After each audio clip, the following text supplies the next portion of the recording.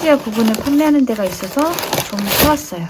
참고로 이거는 수입 구근은 아니고 국내에서 생산된 프리지아 구근입니다. 수입 구근은 늦게 도착해요. 제 프리지아 구근인데 여기서 크기가 제일 큰 게 베르사유라고 하는 흰색 프리지아 구근이에요. 아마 얘네들이 아닐까 생각되는데, 오 농장에서 더 잘 키웠겠거니 했는데 꺼내놓고 보니까 나쁘지 않네. 이게 이제 농장에서 키운 베르사유 구근, 그리고 요건 제가 집에서 키운 베르사유 구근. 이 자잘한 구근을 떼놓고 봐도 나쁘지 않아요. 여기 보시면 보라색은 좀 작아요. 이게 구근마다 구근 사이즈가 다 다른 것 같아요. 어떨 땐 모양도 되게 다를 때가 있어요. 이게 보라색 프리지아. 하나는 서비스인가 봐요. 이렇게. 얘는 좀 크네요. 툴루즈. 얘는 아까보다 좀 커요. 이렇게. 솔레이라고 하는 노란색. 우리 그 졸업식 때 제일 많이 보는 거. 그 프리지아는 작네요.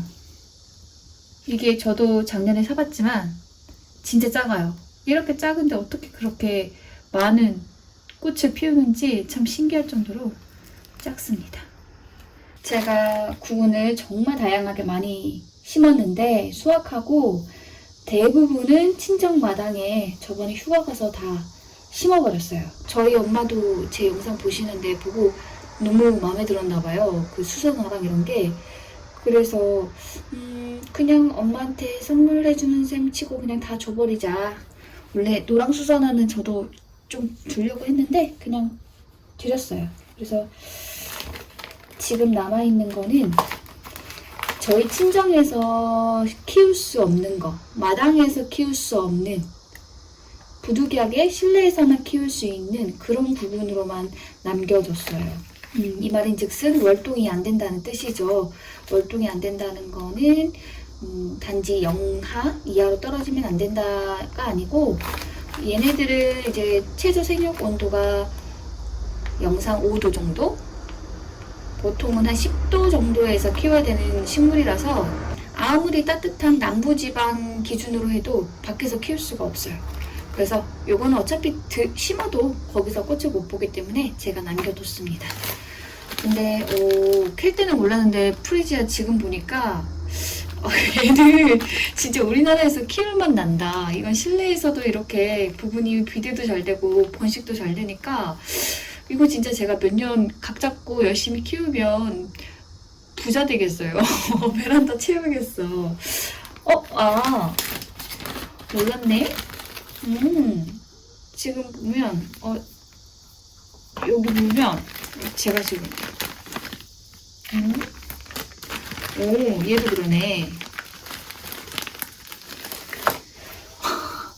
제가 오늘 날을 잘 잡았어요. 보시면, 여기 이렇게 싹이 났어요, 싹이.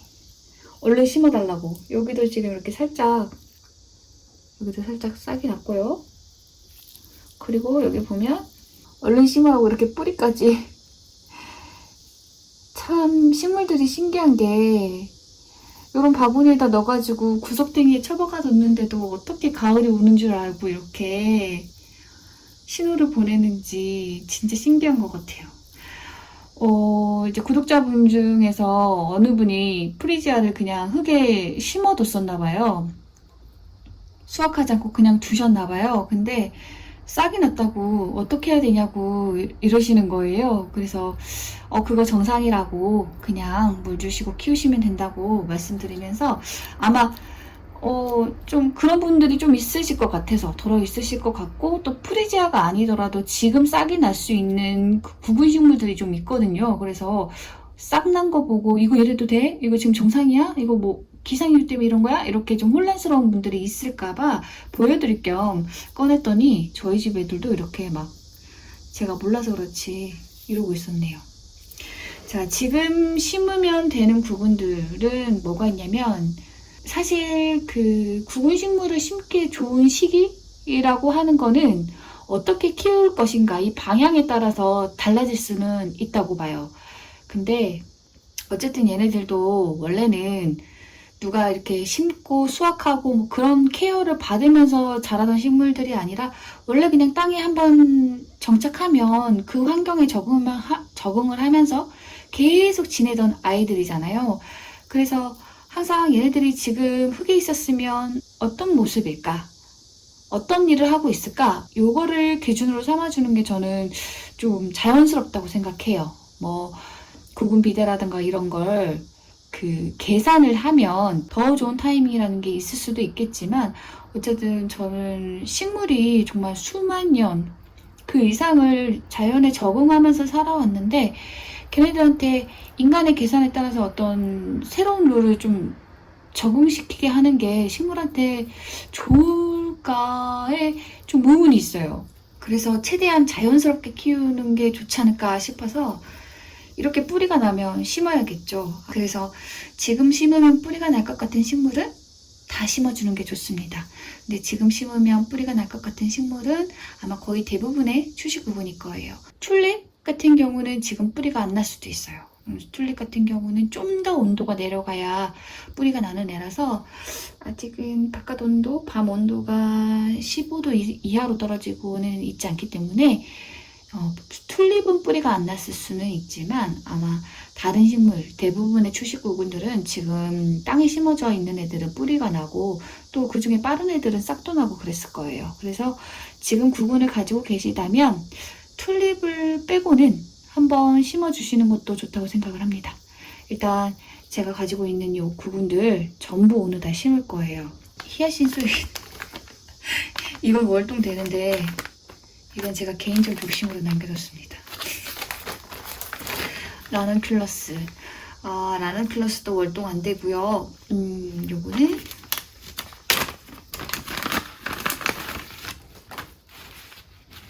이렇게 열어보면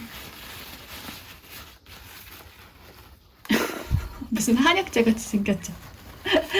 이렇게 한약재 같이 생겨가지고 이거 뭐지? 이렇게 보면 무슨 외계인 같이도 생긴 요 말라삐뚤어진 요걸로 도대체 무슨 식물이 자란다는 건가 싶을 텐데 요거 물에다가 넣고 불리면 통통해져요. 그래서 그렇게 통통해졌을 때 흙에 심으면 됩니다. 물론 이 상태로 흙에 심어서 물을 흠뻑 줘도 얘가 그 흙에 있는 물을 흡수해서 통통해지기는 하는데 그렇게 해서 불리는 것보다 그냥 물에만 넣고 불리는 게 훨씬 더 빨라요. 아무래도 얘가 몸이 빵빵해지고 나야 뿌리가 나고 싹이 나니까 좀 빨리 뿌리가 나고 싹이 나게 하려면 물에다가 담가놨다가 쓰는 게 좋죠. 보통은 뭐 하루 그 다음에 8시간 간격으로 물을 갈아주는 게 좋다고 하는데 너무 작은 궤경이라고 해야 되나요? 구근? 요거 이렇게 좀 작은 애들은 빨리 불어요. 그래서 너무 많이 불어도 터지거든요. 요 구근 같은 게. 그래서 썩을 수가 있어요. 그래서 일단은 담아두시고 8시간 간격으로 들여다보시되 충분히 쁜 것 같으면 빼서 심어도 괜찮습니다.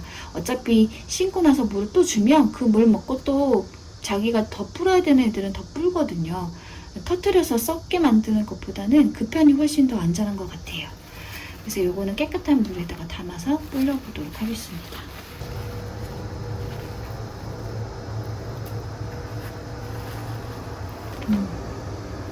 제가 엄청 좋아하는 아네모네 갈릴리 화이트라는 구분 품종. 자, 이것도 무슨 엄청 가볍고 말라 있어가지고 이거 죽은 거 아니야 싶을 수는 있는데 이거 물에 불려봐야 되고 심어봐야 돼요. 요게 처음에 수입된 거 보면 약간 역삼각형 모양이에요. 저는 그래서 얘는 계속 구분이 그렇게 역삼각형 모양으로 되는 건가? 라고 생각했는데 키워보니까 그냥 막 키우면 막 이렇게 땅콩? 막 그냥 제멋대로 이렇게 막 자라더라고요. 이렇게. 네. 처음에 3개로 시작했는데 지금은 4개가 됐어요. 근데 이제 그 과정에 죽은 애들도 있기는 해요. 그래서 한번 심으면 최소한 이렇게 2개 정도는 나오는 것 같아요. 이렇게 2덩어리 정도는 나오는 것 같습니다. 자, 이것도 물에 퐁당. 이것도 라나큘러스랑 같이 8시간 간격으로 큰 사이즈는 한 하루 정도 담아두면 됩니다. 그 온도가 너무 따뜻하면 더 빨리 불어요. 그러니까 온도도 좀 중요하니까 모든 일이 그렇지만 그 기준은 있는데 절대적으로 준수해야 되는 건 아니고 모든 상황이 변수가 있고 그러니까 약간 유도리를 발휘해서 약간의 오차는 있을 수 있다 생각하면서 좀 수시로 들여다보는 게 제일 안전한 것 같아요. 그래서 얘는 따님 올 때쯤에 한번 들여다보도록 하겠습니다. 참고로 저는 여기에 물을 진짜 코딱지만큼 넣었잖아요. 이렇게 되면 이 물이 굉장히 빠른 시간 내에 갈색이 됩니다. 그래서 사실은 좀 더 많은 물을 넣고 불리는 게 더 좋기는 해요. 제가 지금 당장 물을 부을 수 없어서 이렇게 놔두는데 이따가는 물을 더 많이 부을 겁니다. 자, 이거는 히아신소이데스. 얘는 월동 되는데 마당에 심어도 되는데 제가 그냥 개인적으로 꽃 한 번 더 보려고 욕심내서 그래서 갖고 있었습니다. 올해 키웠던 새로운 구근들 중에서 얘만 꽃을 좀 보긴 봤는데 좀 시원찮게 봐가지고 아쉬워가지고 한 번 더 심어보려고. 근데 이제 캘 때 좀 뭐랄까 흙이 가습 상태여서 구근이 물러서 없어질 수도 있겠다 이렇게 좀 각오하고 캤는데 생각보다 애들이 상태가 너무 좋아가지고 너무 좋아요. 5개 샀는데 이 정도면 지금 구근 사이즈나 이런 걸 봐도 구근 유지가 잘 됐고 약간의 번식도 있었다. 이런 작은 자구에서 꽃이 필지 궁금하네요. 이 녀석은 좀 큰데 얘도 꽃 피는지도 한번 지켜보도록 하겠습니다. 자, 얘는 물에 불릴 필요 없고 그냥 심으면 됩니다. 놔두고 어잉? 뭐야? 아, 제가 튤립을 다 갖다 심은 줄 알았더니 원종이 남아있었네요. 그러니까 엄마를 주긴 주면서도 제가 너무 보고 싶은 애들은 또 안 줬네요. 작년에 키웠던 것 중에서 제가 진짜 만족한 것 중에 하나, 원종 튤립. 제가 이거 너무 잘 산 것 같아요. 이렇게 이쁜 줄 알았으면 제가 원종 튤립을 진짜 더 일찍 심는 거였는데 올해는 그래서 많이 살려고요, 원종 튤립을. 근데 이게 제가 화분을 좀 작은 화분에다가 심어가지고 구근 유지가 좀 시원찮은 느낌이었어요. 그래서 구근 비대가 좀 시원찮은 느낌이어가지고 올해 자라면 구근이 없어질 수도 있겠다, 꽃 못 볼 수도 있겠다 이렇게 걱정했는데 캔 그대로 있어요. 이렇게 어쩜 너무 기특해. 보시면 아시겠지만 그 아마 비슷한 생각을 하신 분들도 있을 거예요. 원래 구근 캐면 요런 모습이 정상이어야 되잖아요. 근데 막 올해 같은 경우는 특히나 또 곰팡이 피해도 심하고 그랬잖아요.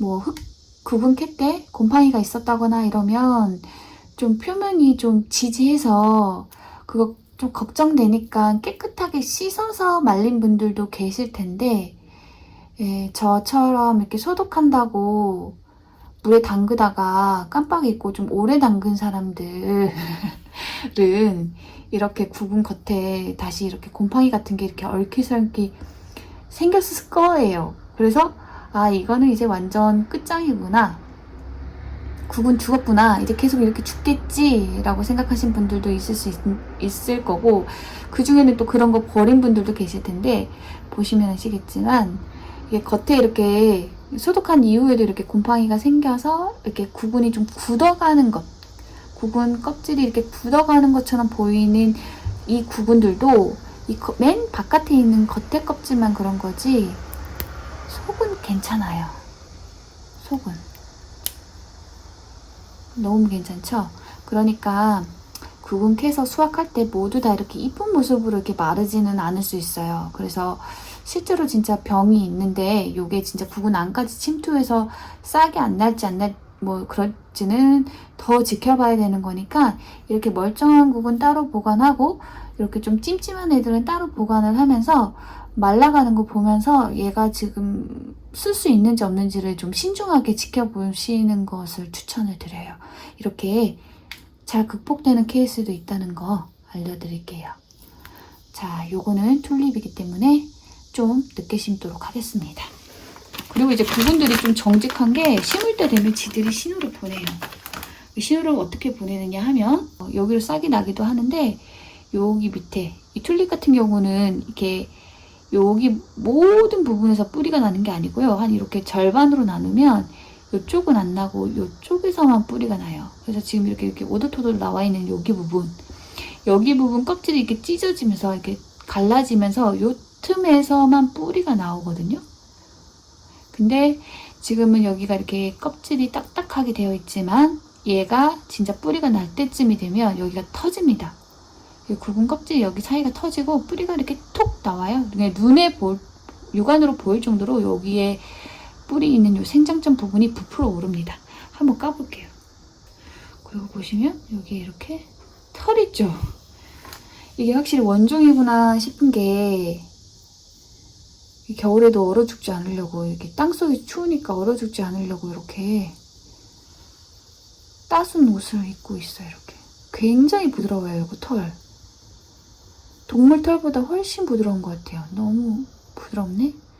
이거 따로 모아가지고 이거 좋은 데다 써면 좋겠는데 버리기가 너무 아까울 정도로 너무 부드럽고 좋아요. 어차피 이거를 안 깐다고 해서 이걸 어디다 쓸 수 있는 건 아닌데 이거 느낌 너무 좋아요. 이야, 이거 껍질로 안감이 되어 있는 옷이 있으면 사겠는데?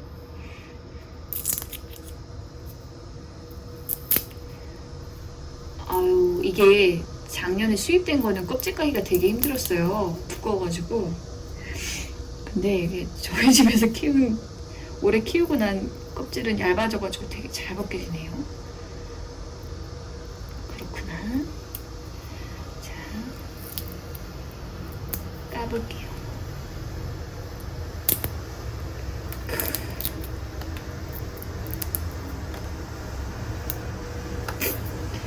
이제 이렇게 깠습니다. 아주 미니미한 튤립이 나왔어요. 이쁜 마늘 같기도 하고요. 자, 이렇게 보시면 여기 밑둥이 여기만 이렇게 볼록 튀어나와 있죠.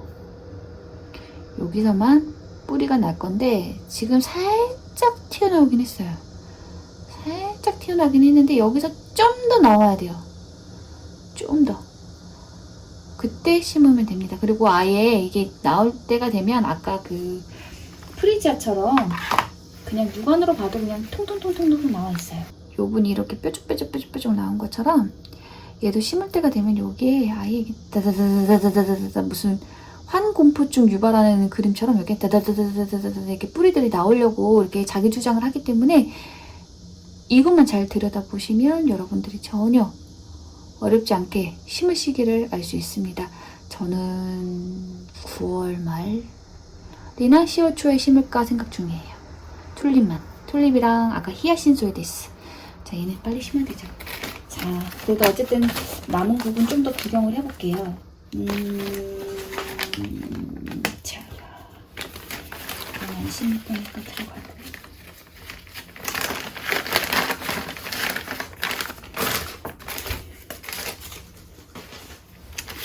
짜자자자잔. 짜자자자잔. 네. 어마어마하게 큰 이분들은 샤프란입니다. 이것도 제가 여름에 개별적으로 구입한 샤프란 구분이에요. 요거는 좀 큰 사이즈, 그리고 이건 좀 작은 사이즈. 이것보다 더 큰 사이즈도 있었는데 가격적인 경제적인 이유로 제가 이렇게 그 다음 사이즈랑 그 다음 사이즈 샀는데 되게 꽃 여러 개 핀다고 하더라고요. 이 구분 하나에서. 지금 보시면 아시겠지만 크기가 굉장히 커요.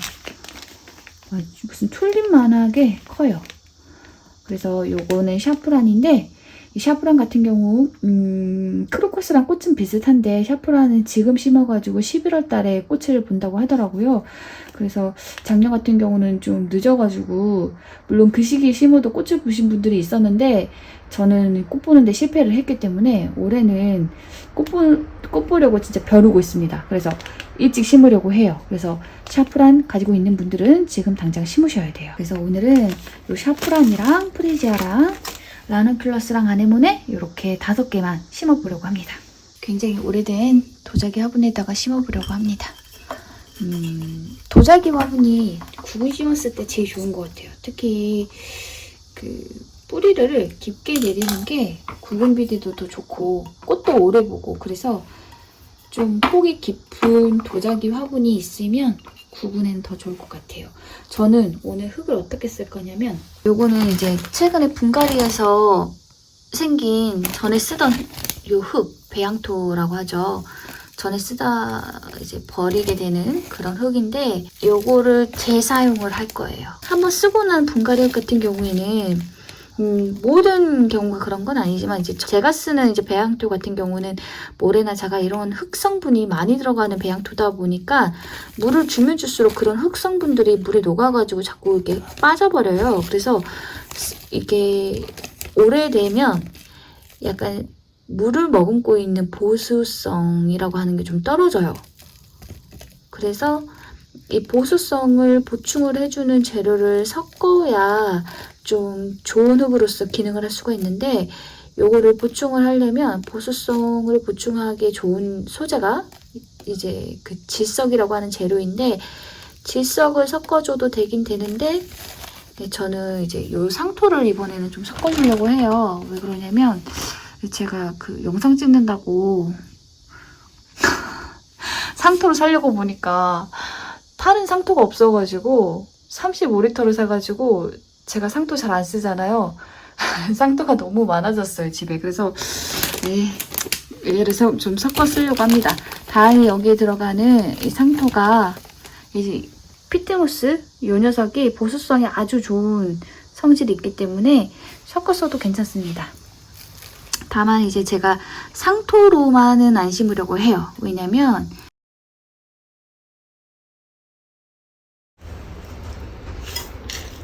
구근 심는 깊이는 막 2배에서 2.5배 뭐 이렇게 얘기는 하는데 그거는 이제 바깥 정원에 심을 때 기준이고요.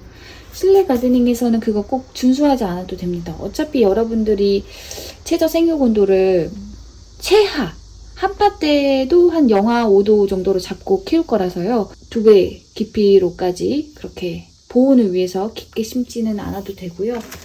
특히나 이런 프리지아 같은 애들은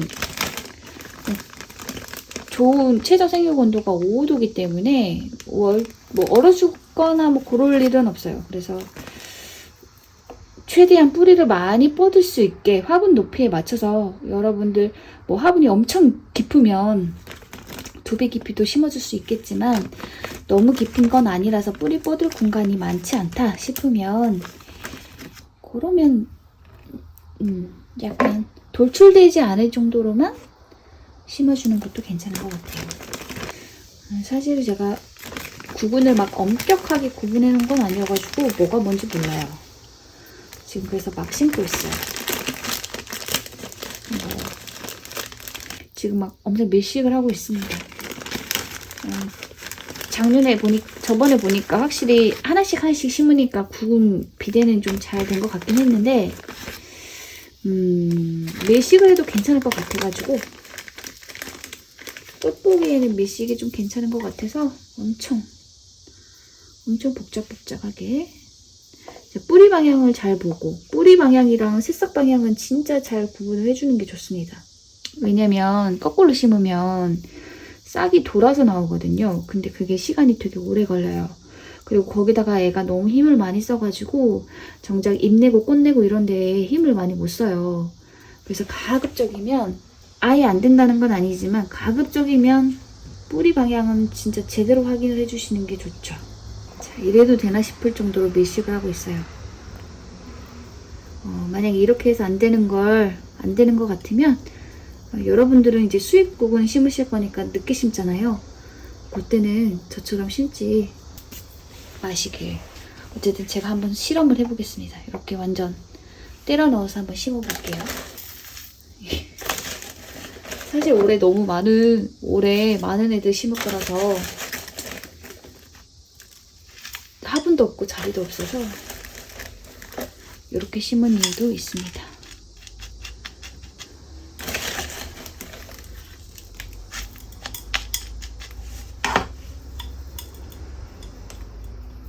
이렇게 넣고 이따 물 주고, 얘는 신원이 확실한 프리지아를 심어볼게요. 바닥이 점점 더러지고 있어요. 죄송합니다. 깔끔한 모습을 보여드려야 되는데, 만약에 이제 좀 흙에 관심 많은 분들, 구구식물 어떤 흙에 심으면 좋아요? 라고 하실 때 어떤 흙에 심으면 좋아요? 라고 알려드려도 어차피 여러분들이 그 흙을 시중에서 구하기가 어려워요. 왜냐면 구구식물에 맞춰서 이렇게 흙이 나오는 건 아니기 때문에. 그래서 여러분들이 사는 흙의 편차가 엄청 다양할 수가 있거든요. 그럴 때는 그 다육이 전용으로 나오는 모래랑 흙 있다고 했잖아요. 그거를 섞어주시면 된다고 생각하시면 될 것 같아요. 지금도 이거 보시면 모래랑 흙이 엄청 많죠.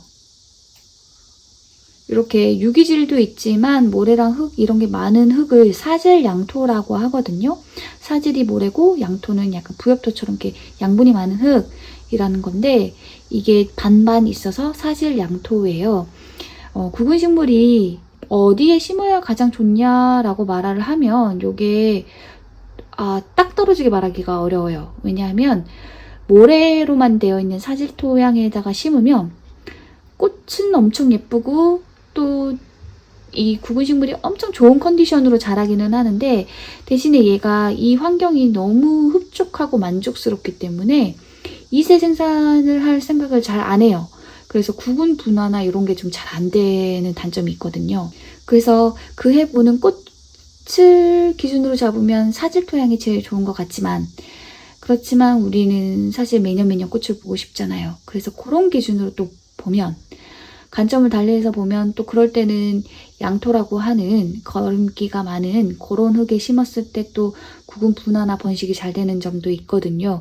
그래서 그 뭔가 꽃도 예쁘게 보면서 구근 번식이나 유지도 잘 되는 이런 좀 적당한 결과를 원할 때에는 이 사질양토라는 흙이 가장 우리가 원하는 결과를 내더라고요. 그래서 여러분들이 가지고 있는 흙의 여건, 그러니까 여러분들이 가지고 있는 흙이 무조건 나쁘다고 볼 수는 없고, 다만 여러분들이 가지고 있는 흙의 성격에 따라서 꽃이 더 예쁘게 필 수도 있고, 아니면 구근 분화나 구근 비대가 좀 더 잘 될 수도 있는 이런 차이는 있으니까, 이제 이런 걸 바탕으로 여러분들이 만약에 저처럼 꽃도 적당히 예쁘면서도 구근 유지나 구근 분화, 구근 번식이 좀 잘 됐으면 좋겠다 싶은 분들은 이렇게 부엽토에 모래랑 자갈 이런 걸 좀 적당히 많이 섞으시면 돼요. TMI이긴 한데 여기 껍질이 있어요. 이 껍질을 벗기는 게 좋나요? 안 벗기는 게 좋나요? 이러면 안 벗겨도 돼요. 특히 정원에 심는 분들은 안 벗기는 게 좋죠. 물론 프리지아를 정원에 심을 수는 없지만 요 껍질이 보온 역할도 하거든요. 그래서 월동하는 구근식물들 같은 경우에는 껍질을 달린 채로 정원에 심는 게 좋은데, 우리는 실내 가드닝이기 때문에 껍질을 벗겨도 무해하죠.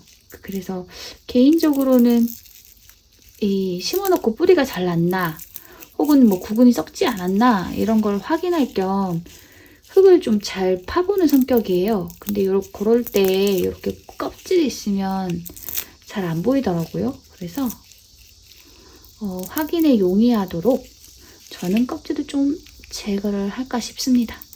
여러분들 심어놓고 안 열어볼 자신 있다 하시는 분들 굳이 껍질 안 벗겨도 괜찮아요. 이렇게 참 구근 판매하시는 분들도 다 각양각색인데, 이렇게 스티커로 이렇게 주시는 분들은 좋더라고요. 왜냐면 이거를 여기다가 이렇게 붙여버리면 되거든요. 이게 많이 심다 보면 내가 어디에다 뭐 심었지 까먹거든요. 그리고 무슨 색은 심었다까진 기억나는데 품종 이름이 막 기억이 안 날 때가 있어요. 또 추식구분들은 품종 이름이 엄청 어렵고 다양하잖아요. 그래서 이렇게 스티커로 주시는 분들은 좋아요. 저렇게 스티커채로 이렇게 붙여버리니까 너무 편하더라고요. 여기가 뿌리입니다. 여기도 보면 이렇게 살짝 튀어나와 있어요. 여기 나오려고 이렇게 드릉드릉 하고 있어요. 그래서 여기가 뿌리고 여기 위에 싹 이렇게 해서 이렇게 심고 여기 나머지 애들 더 심을 거예요. 바닥이 점점 더 개판이 되어가고 있습니다. 자, 이것도 껍질을 벗기는데 주의하실 점은 구근이 떨어지지 않을 정도로 너무 무리하지 않는 선에서 껍질을 벗기기. 요거 벗긴다고 뭐 구근에 상처가 간다거나 아니면 이런 자구라고 하죠. 모구 옆에 붙어있는 얘네들이 이렇게 떨어진다거나 그러면 아나니님만 못해요. 구근을 보면 이렇게 이 센터에 있는 애들을 모구라고 해요. 얘는 좀 뿌리가 많이 났네요. 이걸 센터에 있는 애를 모구라고 하고 여기 이렇게 곁사리로 붙어있는 애들을 자구라고 해요. 아이들이라는 뜻이죠. 얘는 엄마고. 근데 이제 이거를 떼는 게 좋냐 안 떼는 게 좋냐 이것도 의견이 분분한데 제 개인적인 의견은 얘네가 붙어있는 데는 붙어있는 이유가 있다라고 생각을 해요. 그래서 자구 같은 경우도 사실은 이게 이제 막 생겨난 애가 아니에요. 사실은 이 모구 안에 이렇게 붙어있다가 안에서 조금씩 몇 해에 걸쳐서 성장을 하다가 이렇게 올해는 이렇게 거의 쪼개지기 직전의 모습으로 이렇게 붙어서 이렇게 나온 거거든요. 튀어나와 있는 거예요. 그래서 얘가 독립할 만한 여건이 됐으면 이게 쪼개졌겠죠. 자연적으로. 하지만 이렇게 약간의 힘을 가했을 때 쪼개지지 않는 그런 거라면 얘는 아직 독립할 준비가 안 됐다고 저는 생각을 해요. 그래서 이럴 때 뭔가 무리해서 뜯어야 되는 자구라면 아예 안 뜯는 게 낫다고 생각합니다. 그러면 그렇게 무리해서 뗐을 때 얘가 독립된 개체로 잘 살아갈지도 의문이고 여기에 이렇게 쪼개지면서 나온 상처 이 부분이 또 병균 같은 게 이렇게 들어가서 구근이 전체가 썩을 수도 있고요. 그리고 대부분의 식물도 그런데요. 이렇게 삽목하려고 혹은 번식하려고 할 때 모체에서 이렇게 러너든 자구든 이런 애들을 좀 무리하게 떼내면 이 모체가 시른시른 앓다가 죽는 경우가 굉장히 많아요. 그래서 모든 일은 좀 자연의 흐름에 맞춰서 좀 자연스럽게 진행되는 게 좀 좋다고 또 안전하다고 생각하는 편이기 때문에 모구에 비견될 정도로 큰 자구이기는 하지만 저는 떼지 않고 그대로 심으려고 합니다. 그리고 모든 추식부분이 그런 건 아닌데 몇몇 추식부분들 중에서는 이렇게 붙여서 떼지 않고 붙여서 심었을 때 훨씬 더 꽃을 더 크게 많이 피우는 식물도 있어요. 수선화 같은 경우도 그런데 수선화도 자구랍시고 이렇게 뜯어버리게 되면 그래서 이렇게 구근을 하나하나 뜯어가지고 심게 되면 꽃을 더 적게 피우고 작게 피웁니다. 그래서 구근 분할을 하는 게 꼭 좋은 건 아니에요. 그냥 붙여서 심는 게 좋을 때도 있어요. 어차피 나중에 뿌리 잘 났나 확인하는 용도이기 때문에 완전 위에까지는 안 해도 될 것 같아요. 싹 나는 거를 확인이 가능할 정도로만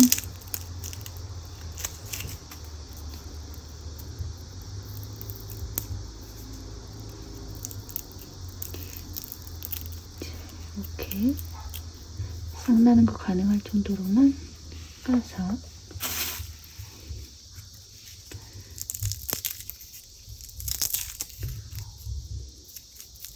이 껍질 감면 되게 재밌어요. 이건 또 취향의 영역일 수는 있는데 뭔가 정리하는 느낌이야. 좋아. 자, 이제 이것까지 했고 마지막이 서비스로 주신 솔레이.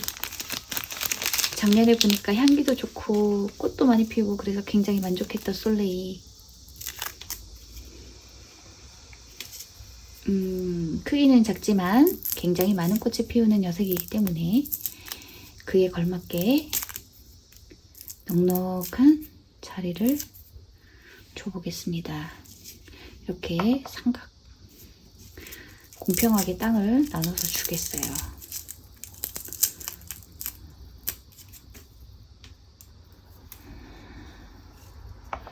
자, 이렇게 놓고 흙을 덮어주겠습니다.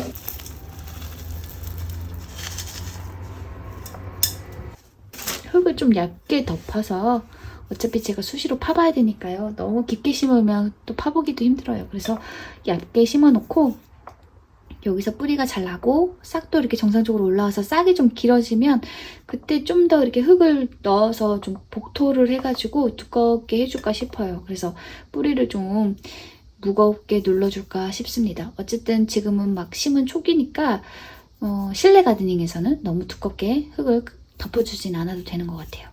이렇게 해서 흙이 약간 이렇게 만져봤을 때 촉촉한데 이렇게 손에 묻어나오지는 않을 정도의 수분감이에요. 그래서 이럴 때 물을 아주 살짝 줘도 되고 안 줘도 돼요.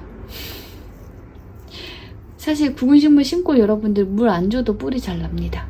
왜냐면 걔네들이 그 가을에 건조하다는 걸 알아요. 그래서 그 정도는 자기들이 변수로 생각을 하고 그 정도는 버틸 수 있을 정도로 뿌리 뻗을 수 있을 정도의 그 수분, 양분 이런 거를 구근에 가지고 있기 때문에 물 안 줘도 뿌리 뻗는데 문제는 없는데, 다만 이제 뿌리를 뻗었을 때 물이 있으면, 흙에 물이 있으면 양분을 좀 더 빨리 조기에 빨아 먹으면서 구근이 좀 더 빠르게 성장할 수는 있어요. 그래서 물 안 죽는다고 뭐 문제가 크게 생기는 건 아닌데 물을 안 줘도 죽지는 않는다라는 걸 알려드리고 저는 물을 조금 주겠습니다.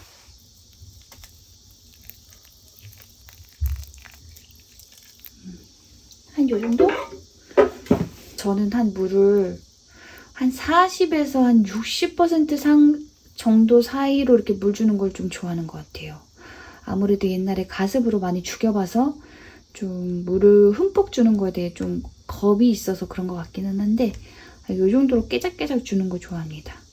또 대충 섞은 분갈이과 상토를 이렇게 놓고 대충 놓고 일단 큰 사이즈를 먼저 마찬가지나 껍질을 까고, 이 껍질 안 까면 가끔 이렇게 싹 날 때 껍질이 같이 올라오는 경우가 있더라고요. 싹이랑.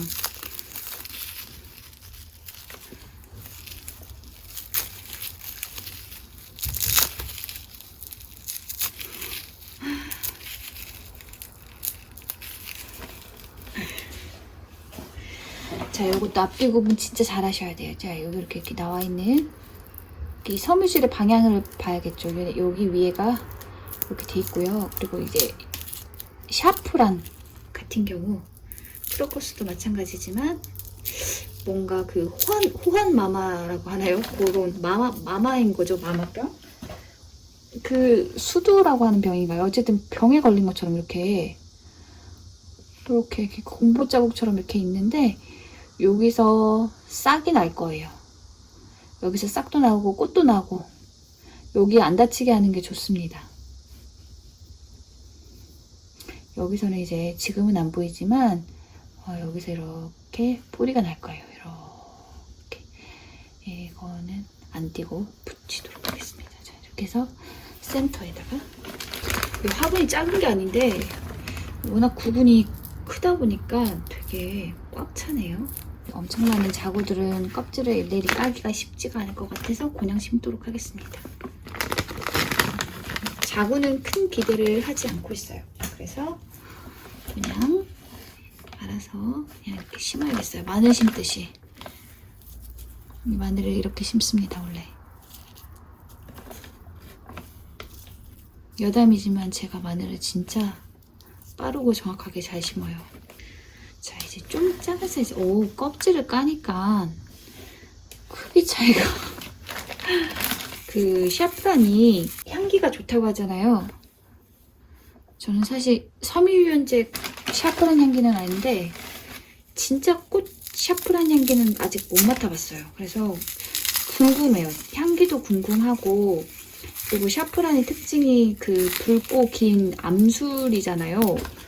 그게 굉장히 세상에서 가장 비싼 향신료라고 하던데 그거를 차로 우려 마셔보고 싶기도 하고 또 그거를 물에 이렇게 녹여가지고 그 뭐지? 리조또 같은 거 해먹기도 하더라고요. 그래서 궁금해요. 그냥 개인적인 궁금함이 있어요. 그래서 이거 11월에 꽃이 피면 한번 요리도 해먹고 그려보겠습니다. 아, 이게 하나가 애매하네. 어떡하지? 이거 애매하게 여기다가 심어놓고 보고 애매하네요. 자, 이렇게 애매하게 심고 덮어서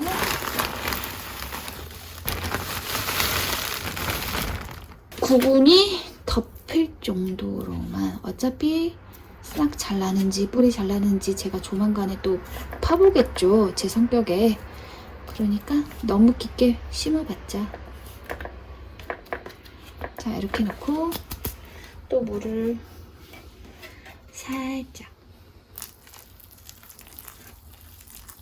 근데 이게 물이 닿으면 얘네들이 어차피 될 때 되면 뿌리가 나긴 나는데 물이 닿으면 좀 더 빨리 싹이나 뿌리가 나는 것 같기는 해요.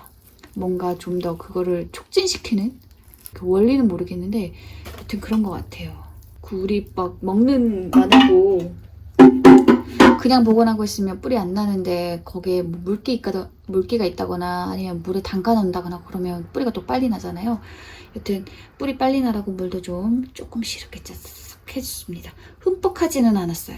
물론 만약에 흠뻑 준다고 해서 얘가 가수부로 죽는 것은 아닙니다. 여러분들 이게 지금 싹이 안 났기 때문에 흙이 물이 마르는데 되게 오래 걸려요. 보통 한 달 정도 여기 흙이 계속 이렇게 촉촉해요. 한번 물 주면. 그럼 여러분들 당연히 화분에 있는 흙이 한 달 동안 물이 마르지가 않으면 과습 걱정 당연히 하거든요. 과습 걱정 당연히 하시는데 이런 구근 식물들 초반에 심었을 때 한 달 동안 흙이 마르지 않아도 과습으로 죽지는 않아요. 그래서 여러분들 걱정하지 않으셨으면 좋겠고 하지만 그래도 혹시 좀 너무 습해서 너무 물기가 많아가지고 뿌리가 녹아서 썩거나 막 곰팡이가 생기거나 그럼 어떡하지? 이렇게 걱정되는 분들이 있을 수도 있잖아요. 저도 사실 그 걱정하거든요. 그래서 이런 걱정하실 때는 이렇게 저처럼 물을 한 40에서 60% 정도로만 주시고 좀 더 물 보충을 자주 해주는 쪽으로 이렇게 해서 관리해 주시면 된다고 말씀드리고 싶어요. 이렇게 해서 일단 구근 3개는 심었고 자, 아침에 하고 가서 이제 5시가 됐어요. 그래서 한 시간은 한 7, 8시간 된 것 같은데 보시면 라눈클로스는 완전 그냥 띵띵 보였죠. 이렇게 라눈클로스는 지금 심어도 될 것 같고 아네모네를 좀 보면 자, 이게 아네모네인데 아까랑 비교하면 그래도 얘네도 많이 불었죠. 이렇게 아네모네도 좀 불었어요. 여기가 약간 좀 더 불면 좋겠다 싶기는 한데 그래도 보면 전체적으로 어느 정도 불어있는 상태이기 때문에 그냥 심어보려고요.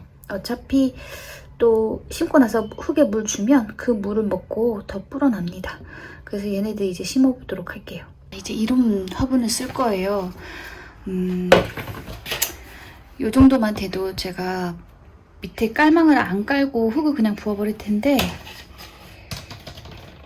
여기다가 그냥 다 붓기에는 너무 그래서 여기에다 깔망을 깔려고 해요. 이게 지금 보면 깔망이 깔기가 좀 어려워요. 여러분들이 시중에서 구매해서 쓰는 그 깔망을 깔기는 어려워요. 이렇게 입체적이잖아요. 바닥이 여기 이렇게 쏙 들어가 있고 여기 위에 튀어나와 있고 그래서 이럴 때는 뭐 양파망, 마늘망 같은 거 소독해서 쓰는 것도 좋고 신문지 써도 좋은데 지금 저희 집에 신문지가 없어서 키친타올 쓸 거예요. 근데 키친타올을 이게 그냥 쓰니까 좀 두꺼워서 초반에 물이 잘 안 빠지더라고요. 그래서 이렇게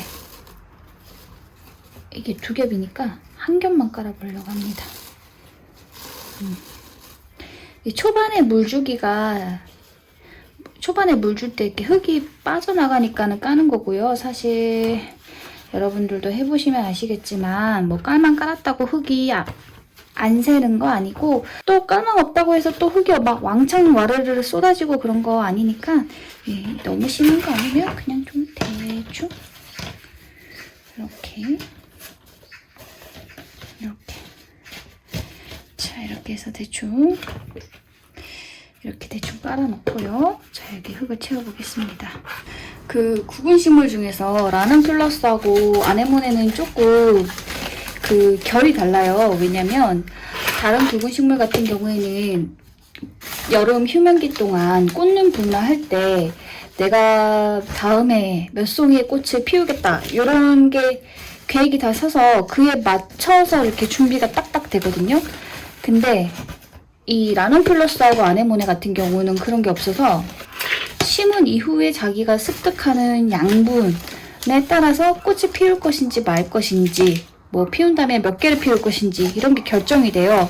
그래서 다른 구근식물보다 훨씬 더 양분을 많이 챙겨서 심어주면 여러분들이 보다 더 많은 꽃을 볼 수 있어요. 건강하고 예쁜 꽃. 그리고 아네모네보다는 라난큘러스가 더 심하긴 한데 얘네들은 햇빛을 진짜 잘 봐야 돼요. 양분이 충분해도 햇빛을 또 충분히 못 보면 그 꽃을 좀 안 피우는 그런 경향이 있어요. 그래서 라난큘러스는 기본적으로 빛이 부족한 집에서는 키우기가 어렵고 만약 키우게 된다면 영양, 햇빛 요거 진짜 신경 많이 써줘야 되고 햇빛 부족하다 싶으면 식물등도 켜주는 것도 도움이 될 수 있습니다. 저는 이제 그 분갈이흙에 상토 섞은 거에다가 영양분을 좀 더 보충해주고 싶어서 이렇게 우분을 한번 섞어봤어요.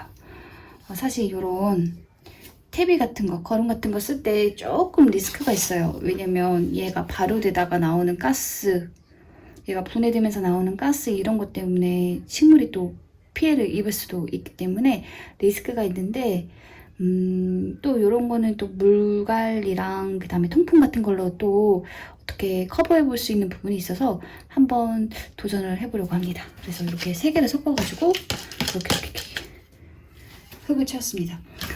섞어주는 흙 중에서 그 분변토를 사용하시는 분도 있는데 제가 첫 해에 분변토 썼다가 좀 많이 크게 힘들었었어요. 그래가지고 분변토를 제가 개인적으로 선호하지 않습니다. 그게 처음에는 되게 몽글몽글하고 그래서 되게 통기성도 좋아 보이고 그랬었는데 걔네들도 결국에는 지렁이가 싼 아주 곱디고운 흙이기 때문에 걔네들 물 먹고 계속 이렇게 녹고 그러면 거의 진흙처럼 돼서 오히려 통기성도 나빠지고 좀 그래요. 여러 부작용이 있을 수도 있어요. 그래서 소량 섞어 쓰는 거는 괜찮겠지만 소량 섞어 쓸 거면 그냥 더 저렴한 모래를 섞은 게 낫지 않나? 라고 개인적으로 생각을 해서 저는 분변토를 쓰지는 않습니다. 이제 여기다가 자, 라난큘러스를 몽땅 심어보도록 하겠습니다. 큰 애들 위주로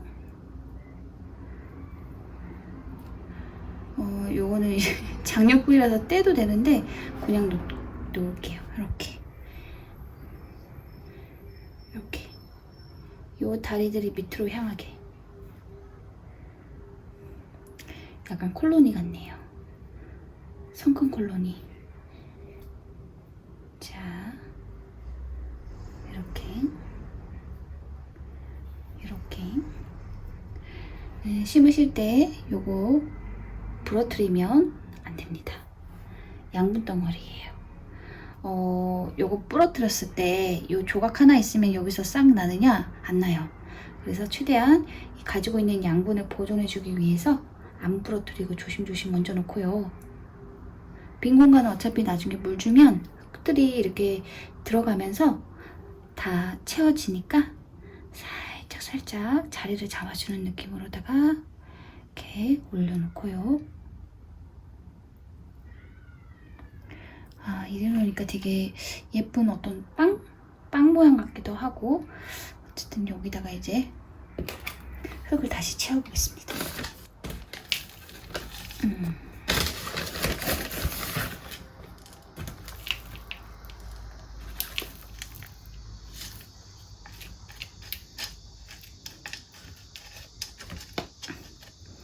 위에가 덮일 정도로 살짝 덮어봤어요. 요것도 뿌리를 파볼 거라서 제가 일단 흙을 얇게 덮은 그런 건 아니고요. 얘는 이걸로 땡입니다. 아네모네랑 라넌큘러스는 위에 꼭지 부분이 살짝 덮일 정도로만, 구근이 안 보일 정도로만 얇게 덮으면 돼요. 너무 깊게 씹지 마세요.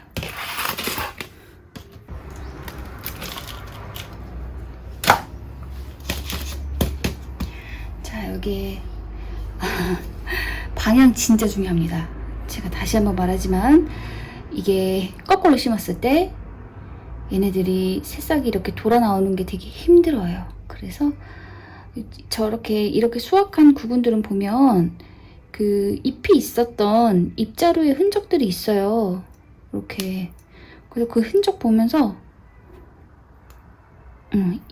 잎이 있었던 부분이 당연히 이렇게 하늘을 보게 그렇게 심어주면 된다. 여기는 이렇게, 여기 있으니까 이렇게. 그래서 흙을 위에가 덮일 정도로만. 그래도 위에를 덮어주는 게 좋습니다. 튤립이랑 수서나 이런 애들은 괜찮은데 아네모네랑 라넌큘러스는 물에 불려서 심었잖아요. 얘네들이 구근이 마르면 안 돼요.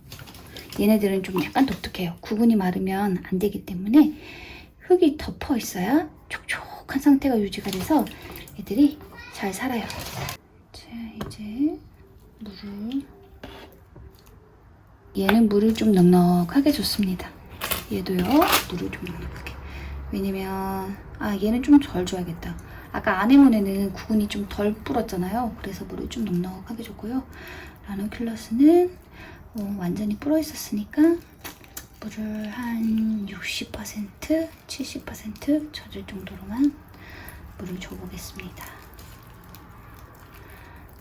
화분 높이도 중요해요. 화분 재질도 중요하고. 지금 얘는 플라스틱 화분인데다가 깊어가지고 한번 물 주면 이 물이 마르는데 되게 오래 시간이 걸리거든요. 그래서 특히 우분까지 준 상황에서 깊은데 물까지 많이 주고 흙이 잘 안 마르면 퇴비가 분해되면서 나오는 가스로 구근이 썩을 수도 있으니까 약간 밀당하는 느낌으로 한 60% 정도만 줬고요.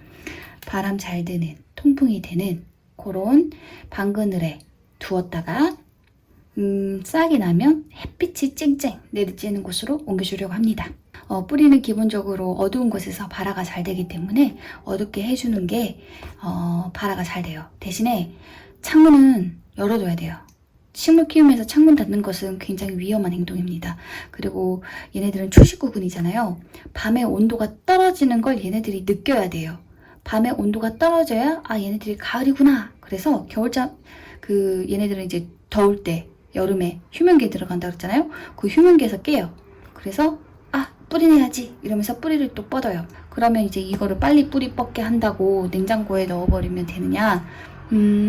농가 같은 경우는 구근만 보관하는 그런 전용 냉장고가 있어서 상관이 없는데 우리 가정집은요, 냉장고에 막 김치도 있고 과일도 있고 뭐 별게 다 있잖아요. 그런 음식들에서 나오는 호르몬, 뭐 에틸렌 호르몬도 그렇고 여러 가지 물질들이 얘네들한테 영향을 줘서 오히려 얘네들을 썩게 만들 수도 있어요. 그리고 꽃눈을 없애버리기도 하고요. 그래서 냉장고에다 집어넣는 것은 정말 추천하지 않습니다. 그리고 뭐 단독으로 쓸 수 있는 좋은 냉장고가 있다, 좋은 장치가 있다 라고 하더라도 모르겠어요. 가드닝을 그렇게까지 농가처럼 이렇게 할 건가. 좀 자연의 이렇게 흐름도 보면서 우리도 좀 순리에 맞춰서 느긋하게 가드닝을 해보면 어떨까 싶어요. 그래서 기다리는 재미도 있으니까 이대로 창문 열어놓고 언제 뿌리가 나나 한번 기다려 보도록 하자고요. 자, 이렇게 해서 라넌큘러스랑 아네모네까지 다 심어보았습니다.